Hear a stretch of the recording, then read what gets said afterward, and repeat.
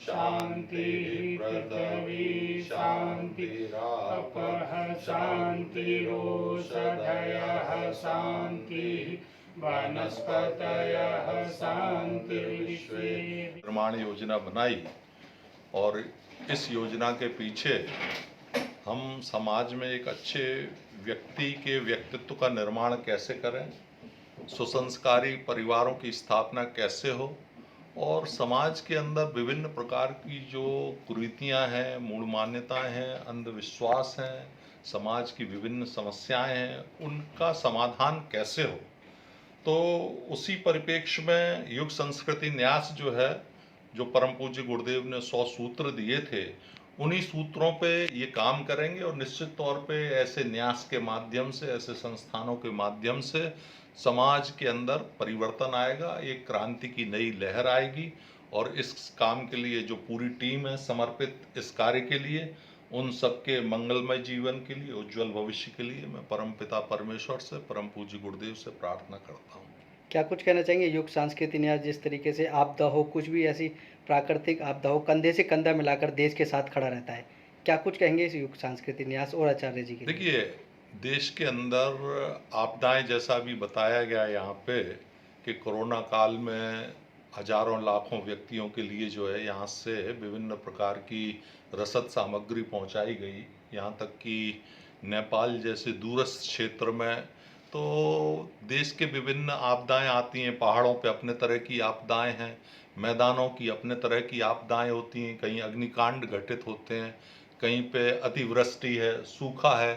तो कहीं ना कहीं ये समस्याएं आती हैं और इन समस्याओं के समाधान के लिए कहीं ना कहीं संवेदनशील व्यक्ति की आवश्यकता है, जो समाज के कष्टों को, परेशानियों को, व्यक्ति के दुख दर्द को। प्रबंधन हो, एलसी त्रिवेदी जी जो रेलवे में प्रबंधन का काम देखते रहे हैं, तो ये जो एक्सपीरियंस है और जिस तरीके से ये सारे लोग युग संस्कृति न्यास से जुड़ रहे हैं, आप अलग अलग सेक्टर में समाज सेवा क्षेत्र में काम कर रहे हैं, इसको और कितना आगे बढ़ाने की आपकी योजना है, जिस तरीके से सारे एक्सपर्ट इसमें जुड़ रहे हैं?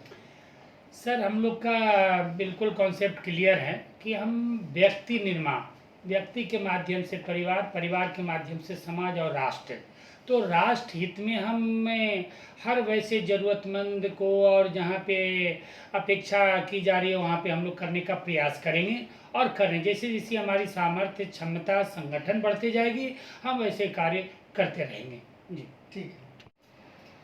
त्रिवेदी सर, आप पीछे युग संस्कृति न्यास को कब से जानते हैं और क्या योजनाएं हैं आपके पास युग संस्कृति न्यास के साथ जुड़ करके? अभी तक तो आप सरकारी प्रबंधन को देखते रहे, अब सामाजिक प्रबंधन के क्षेत्र में आप आगे आ रहे हैं। सर्वप्रथम आज मेरे लिए एक बहुत महत्वपूर्ण दिन है कि मुझे ये जिम्मेवारी हमने आज संभाली है और ईश्वर से प्रार्थना है, आज सवेरे आचार्य जी का भी आशीर्वाद लिया है कि जो काम दिल में सोचा है उसमें हमें सफलता मिले, उसके लिए भगवान ईश्वर से प्रार्थना की है और आज के शुभ दिन का चुनाव किया है। मैं करीब करीब 40 साल सरकारी नौकरी में रहा, 81 से लेके 2021 तक, पूरे 40 साल ही हो गए, तो थोड़ा 1-2 महीने ज़्यादा ही हो गया। और इस दौरान मैं भारतवर्ष के कई राज्यों में मेरी पोस्टिंग रही, महाराष्ट्र, बम्बई, चेन्नई, छत्तीसगढ़, आसाम, गुवाहाटी, दिल्ली, अंत में मैं हाजीपुर, पटना, बिहार, झारखंड में था। और जब मैं इस एरिया में पहुंचा, इस पूर्वोत्तर देशों में, और इधर देखा तो यहाँ पे बाकी देशों के, बाकी राज्यों की अपेक्षा थोड़ा सा कुछ समस्याएं ज़्यादा थी, जैसे हर साल बाढ़ का आना, और इस बीच में ये एक नया प्रॉब्लम आया हमारा कोविड का, और आपको याद होगा श्रमिक स्पेशल चली, और इस तरह की और भी कई, फिर ऑक्सीजन का प्रॉब्लम आया, कई प्रॉब्लम आई। और इस दौरान कुछ वर्षों पहले मैं युग संस्कृति न्यास के संपर्क में आया, आचार्य जी के संपर्क में आया, और मैंने शुरू में इन्होंने मुझसे कुछ आग्रह किए थे कि हमारी सामग्री दिल्ली से इधर भिजवानी है, इस पट्टी समस्तीपुर में, दरभंगा में, बनारस में और झारखंड में, तो आप सहयोग पहले मांगा इन्होंने। तो मैंने देखा, जब इनका जितनी बारी मुझे फ़ोन करे तो मुझे एक अजीब तरह का व्यक्तित्व लगा कि इन्होंने कभी भी अपने लिए स्वयं के लिए कभी मुझसे कुछ सिफारिश, क्योंकि बिहार में एक डर यह रहता है कि कोई आदमी अगर बार बार फ़ोन करा तो किसी उसका निजी काम होगा, लेकिन इनके जितने भी फ़ोन आए कभी भी किसी निजी काम के लिए नहीं आए। हर समय कोई समाज सेवा या इसी चीज़ के लिए इन्होंने मुझसे सहायता मांगी, और ऐसे जगहों में मुझे सहायता करने में बहुत अति हर्ष हुआ। और न सिर्फ बिहार की जनता की, हमारे रेलवे के जो कर्मी थे वो भी जो ऐसी ऐसी जगहों में सुदूर इलाकों में काम करते हैं, नक्सलाइट्स के बीच में और या नेपाल बॉर्डर और बहुत ही सुदूर जो जगह है वहाँ पर सामग्री जो पहुँचाई, उससे आम जनता को भी फ़ायदा हुआ, हमारे रेल कर्मियों को भी फ़ायदा हुआ, क्योंकि रेल चलाना भी बहुत ज़रूरी था उस समय में। और ऑक्सीजन कंसनट्रेटर्स माध्यम से जो श्रमिक लोग हैं, गरीब लोग हैं, उनको 10 रुपए की खाने की थाली उपलब्ध कराई जा रही है। और वो काम जो है इंटर जनरेशनल, जिसमें मतलब युवा के अलावा जो वयस्क लोग हैं वो जुड़ रहे हैं। तो वहाँ पे हमारे आचार्य जी से मुलाकात की और मैंने विवरण लिया इनसे कि युग संस्कृति न्यास क्या काम कर रही है, तो मुझे काफ़ी अच्छा लगा। और मैंने जब फिर उनकी वेबसाइट देखी तो मैंने देखा कि कई सारे कार्य हम लोग कर सकते हैं और उन कार्यों का अच्छा हम डॉक्यूमेंटेशन कर सकते हैं, उन कार्यों का अच्छा रीच आउट कर सकते हैं, जिससे कि वो सिस्टमेटिक तरीके से लोगों तक पहुँचे। तो उसमें अगर आप देखें, जो स्कूल जाने वाले एज ग्रुप के युवा लोग भी हैं, युवतियाँ हैं, मध्यम एज के भी लोग हैं और वयस्क लोग भी हैं। फिर परिस्थिति जन्य भी हैं, जो सामान्य परिस्थिति है या कोई विपदा की परिस्थिति है। तो अगर हम पूरे सेगमेंट को देखें तो कार्य करने के काफ़ी मौके हैं, और एम्प्लॉयमेंट से रिलेटेड, स्किल से रिलेटेड, वुमेन स्किल से रिलेटेड, इस तरीके के कई सारे कार्य हम इसमें कर सकते हैं, जिसमें एजुकेशन का काफ़ी बड़ा रोल है, खास करके जिससे कि हमारे युवा, हमारी युवतियाँ कुछ सेल्फ डिपेंडेंट हो सकें, कुछ काम को सीखें, जिससे कि रोजगार परक चीज़ें हो सकें, स्वावलंबन हो सके। और इसके अलावा जैसे खाने की बात या आहार की बात आई, तो आहार में पौष्टिकता, और जब हम छोटे बच्चों के लिए या ऑर्फन बच्चों की बात करते हैं, इनको भी हम किस तरीके से संभाल सकते हैं। और सभी के मन में एक कैरियर की आशा होती है, एक रोजगार की आशा होती है, एक सार्थक जीवन और सार्थक मूल्यों की आशा होती है।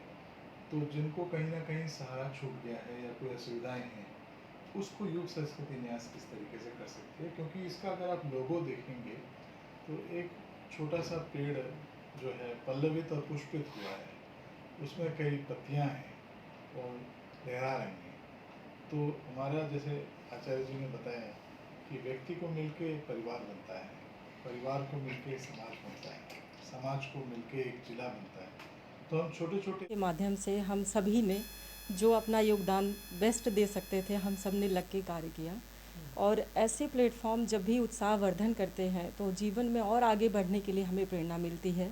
और आचार्य जी के माध्यम से हम सभी लोग बहुत अच्छा करना चाहते हैं और समाज के सारे अच्छे कार्यों में भागीदारी बढ़ाना चाहते हैं। क्या आपको लगता है कि सरकारी सेवक के रूप में एक समाज सेवक की जिम्मेदारी भी दोनों ही समाज सेवा के लिए ही होता है? ऐसे में और से ज़्यादा लोगों को, और ज़्यादा विशेष करके जो बड़े अधिकारी टाइप से जो लोग हैं, उनको और आगे आने की ज़रूरत है।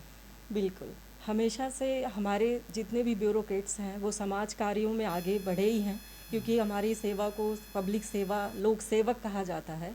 तो हम शुरू से लोक सेवक ही हैं। हम अपने जो भी नीतियाँ बनाते हैं उनको जनता तक पूरी तरीके से, उसको समावेशी तरीके से उन तक पहुंचाने की कोशिश करते हैं। इसी में हमारी सफलता है। और सच्चा लोक सेवक वही है जो सरकार की बनाई हुई नीतियों को सही मायने में जनता तक पहुंचाए। ठीक है। था। फर्स्ट लॉकडाउन में ज़्यादा जुड़े हुए थे हम। तब मैं इंटरव्यूज़ की तैयारी कर रहा था। तब वसंत विहार में और आर.के.पुरम में होजे मार्टी सेटअप किए थे। वहाँ से राशन डिस्ट्रीब्यूशन एम्स में और ओल्ड एज होम्स में भी बहुत राशन डिस्ट्रीब्यूशन हो रहा था। तो वहाँ पे वी वर्कड अ लॉट, देखना, पैकेजिंग, सारा काम, ये सब काम हम लोग देख रहे थे। तो युग संस्कृति न्यास was doing a very good, बहुत अच्छा काम कर रहे थे, बहुत variety of work they were doing, information, mass distribution, सब कुछ कर रहे थे। तो एसोसिएट होकर बहुत अच्छा एक्सपीरियंस मिला, बहुत लोगों से जानने मिला how civil society, so it was a very थे यूपीएससी की, और ऐसे समय में पेंडेमिक में जब कोई घर एक स्टूडेंट के करियर को देखते हुए भी आप समाज सेवा के क्षेत्र में इतनी उत्सुकता के साथ कैसे आ गए?